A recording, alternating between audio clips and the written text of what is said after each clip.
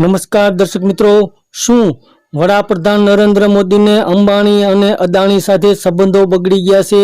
કારણ કે હાલમાં જ ગુજરાતની અંદર ત્રીજા તબક્કાનું મતદાન પૂરું થઈ ચૂક્યું છે, પરંતુ હજુ 4 તબક્કાનું મતદાન બાકી છે. બીજા રાજ્યોમાં ચૂંટણીનું મતદાન બાકી છે. ત્યારે કર્ણાટકની અંદર એક સભામાં વડાપ્રધાન નરેન્દ્ર મોદીએ એવું કહ્યું હતું કે જ્યારથી ચૂંટણીની તારીખો જાહેર થઈ છે ત્યાર પછી કોંગ્રેસવાળાએ અદાણીને અને અંબાણીને ગાળો આપવાનું બંધ કરી દીધું છે.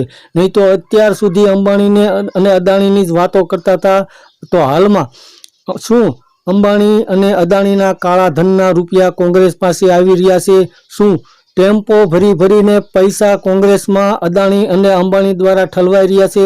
આવું કહેતા વડાપ્રધાન નરેન્દ્ર મોદીનું આ ભાષણ સાંભળતા સૌ કોઈ ચોંકી ગયા હતા.